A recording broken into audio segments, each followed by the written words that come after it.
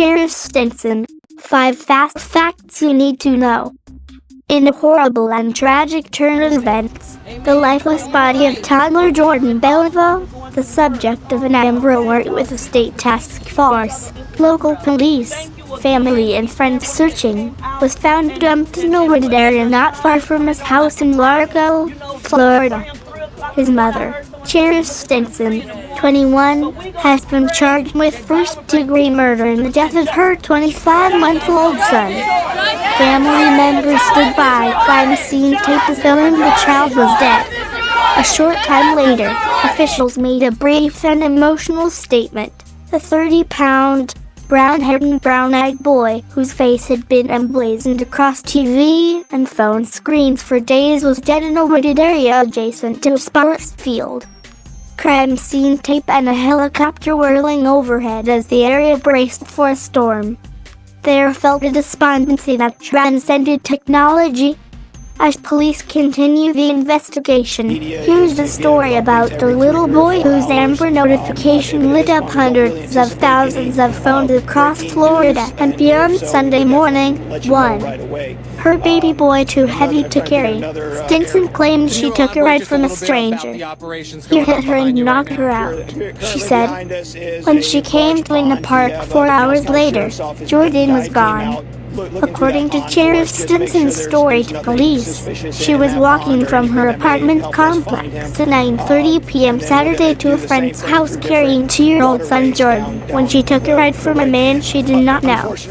While in the car, she fought with the man, who she later told police was named Anton, and she said he punched her in the face. She said she awoke in a wooded area of Largo's Central Park at around 1:30 a.m. around 4 hours after getting in the car. She could not find her son and, police said, walked to a nearby motel and called for help. Largo police responded and said they searched the park and the area and found no sign of Jordan. Police acted on the belief that the boy may have been abducted by the man she called Anton in a white 2010 Toyota Camry.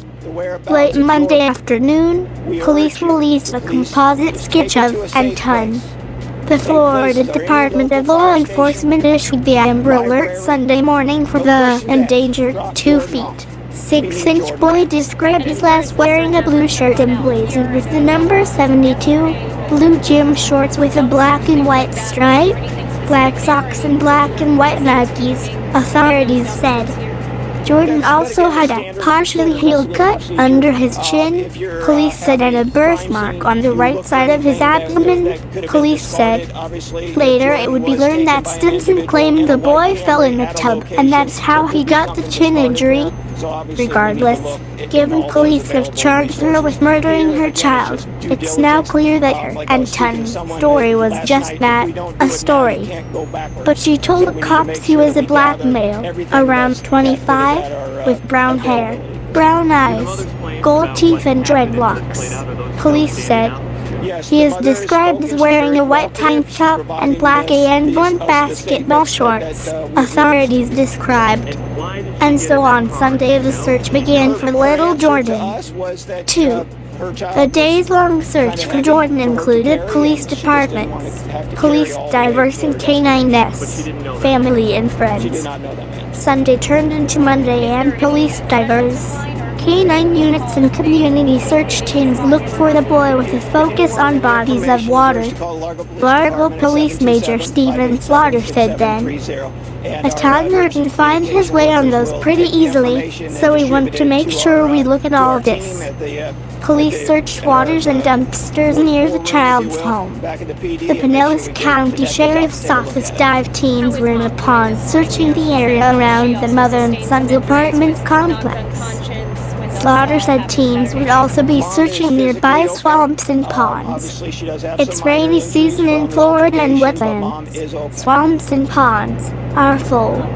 Early Monday afternoon, another update but with no real news. Efforts continue to locate Jordan Belliveau, age 2. Pictured below is Jordan's photo. Also included is a photo of Pinellas County Sheriff's Office dive team assisting in checking area lakes, a standard procedure in these cases, and a picture of Chief Unlisted, Major CEO, and investigations lieutenant block meeting after the 11 a.m. briefing near the department's mobile command post. If he was taken by an individual at a location, we need to look everywhere. Slaughter said the mother, Charisse Stinson, who has minor injuries from the altercation she described with Antwin, is okay and has been very cooperative. When asked why she would get into a car late at night with someone unknown to her, Slaughter said she claimed her son was too heavy to carry. Reporters pressed Slaughter on why dive teams and K9S was searching the immediate area of the child's apartment complex. We know he was here. He lives here. Then got in a car, Slaughter said, explaining the area where the mother said she awoke. A densely wooded section of the Central Park area of Largo was already searched, and it was standard procedure to check all the child's whereabouts, including the ponds and swamps behind his house. A Where is Jordan Belliveau Facebook group organized by Jordan's uncle has been searching for the toddler for days. This page and post has since been removed from Facebook. Stephen Davis posted, I am the uncle of Jordan Belliveau and a brother of Joe Cartel. Today I will be doing the walk from Largo Park to the nearest parks in the area. It's at least 3 parks in the area. I'm asking community to come out and help me look for my nephew. If anybody in the community would like to come out and help, please feel free to inbox me or call my cell phone at 813-735-3588. If anybody would like to bring waters to donate for during the walk, please feel free. If the community helps search my nephew and people speak up, we can have him home. So I'm asking everybody and the mom of them, please come out and help me find my nephew. Please come show my brother your support at this time of need, he wrote.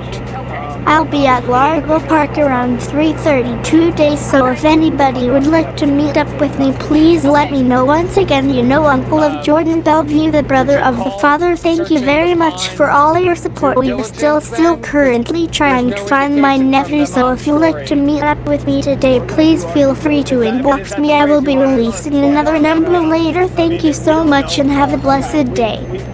3. People, including family, began questioning Stinson's story. But at first, police say she was injured and was seen at the park, which was consistent with her story. And police say she was cooperative. Some people said they don't believe Stinson's story. But Stinson appears on social media to be adoring of her son. Though the video, which was set to music, was deleted along with Stinson's Facebook page late Tuesday afternoon. Heavy managed to take a few screen grabs before the page was shuttered. Jordan's great-grandmother told local media she was also not sure about the story. He is beautiful. He's a beautiful little boy. He is playful. He is loving. He is a good child, Lori Moore was quoted as saying viral. Since police began searching waterways, lakes, ponds and swamps around the woman's home, some said her story is not plausible and questioned why a man who allegedly abducts a child would return the child to his home to dump the child's body. One commenter on the Facebook live video police conference said, I'm sad %. They've been behind my house checking water access ways since last night. And we're here early this morning with canines. Others were not convinced that the mom's story was credible. As posted to Facebook, the mom sure remembers a lot about the car, driver, details of the car, but conveniently nothing else about her kid, and was unconscious for 4 hours. Suspicious. 4. The domestic violence history between Stinson and Jordan Belliveau Sr. Their criminal records and blood-stained items found in the apartment became part of the investigation. Her story was falling apart. By late Monday, with a composite sketch out of Anton and a search of waterways yielding no clues, police revealed they'd found bloody clothing and items inside the apartment the toddler shared with his mother. Local media reports said Stinson may have been facing eviction and was borrowing money for food. what is also now known as that Stinson and Jordan's father, Jordan Belliveau Sr., 22, both have criminal records and in particular, on charges of domestic violence. Indeed, a history that goes back to early 2017. Both faced domestic battery charges in 2017, Belliveau a felony charge, and Stinson a misdemeanor. She also was charged with violating a protective order, court records show. 3 weeks ago, court records show, Belliveau was arrested and charged with domestic battery again for allegedly striking Stinson.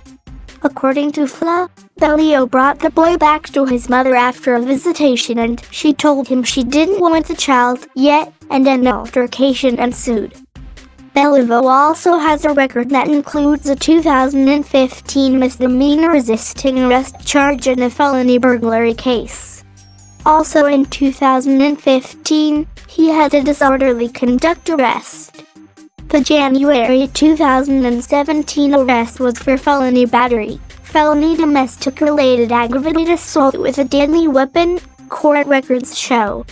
FLA reported Tuesday that the domestic violence cases in a recent investigation by Child Protective investigators are part of the Missing Child Inquiry. At this point, all factors are considered, all factors are reviewed, Slaughter was quoted as saying. Police said Belliveau had an alibi. They said Stinson was cooperating, according to the report. Investigators said surveillance video confirmed Stinson's location when she walked to Largo Central Park and that she required medical assistance. She was treated at Bayfront Hospital, authorities said. But apparently that was staged as now seems clear with her arrest, police said. Police were hoping video from a 7-11 that shows a man there at 12:19 a.m. Saturday who may have spoken with Jordan's mother on the night the child went missing, and cops want to speak with him. Police have also asked people in the area should check their yards, sheds, wooded areas, and anywhere on their properties where a small child might hide. From the beginning, police have asked for the public's help. Since they have received some 70 tips and are waiting for that one that will help them find Jordan. Slaughter had asked for anyone who might know the boy's whereabouts contact authorities, or if they are able, take him to a safe place. Any fire station, a library. No questions asked. Just drop Jordan off. We need Jordan. 5. Stinson was charged with first-degree murder. She could face the death penalty or life without parole. Largo police said that there were numerous law enforcement departments involved in the search that was coordinated as part of the Florida Child Abduction Response Team. The FDL, Largo Police, the Pinellas County Sheriff's Office, the St. Petersburg Police Department, the Clearwater Police Department, the Treasure Island Police Department, the Pasco County Sheriff's K-9 Unit, the Sarasota Police Department Search and Rescue Unit, the Largo Public Works Department, and family and friends and volunteers. Jordan's grandmother Jessica Belliveau, who must be inconsolable now, was frantic with worry for days and asked for people to please help them find Jordan. Meanwhile, Jordan's father told the Tampa Bay Times he was suspicious of his ex-girlfriend's story from the beginning. The Tampa Bay Times has an extensive interview with him and members of his family, and includes text messages between the two very young parents, where they go back and forth. He asks where the boy is. She says she does not know. He does not believe her. I know you know where he is. Can you please tell me, man? She says she does not know. She said she woke up in an ambulance and was trying my best to tell them everything I know. Then, the paper reported, texted, I'm blaming myself for this shit, and said Jordan needed to eat. She asked Belliveau to stay positive and pray because he's gone, cause I'm doing my best to remember everything. For days, grandmothers and aunts, uncles and cousins, friends and neighbors hoped for the best. The tragic death that even the hardened cops set up Tuesday night press are tearing up. Searchers who'd been looking since Sunday to find the boy lying dead all that time in the woods, not a 5-minute walk from his home. And Tuesday night, Jordan's 21-year-old mother was in jail facing life in prison or death, should she be convicted, for his murder.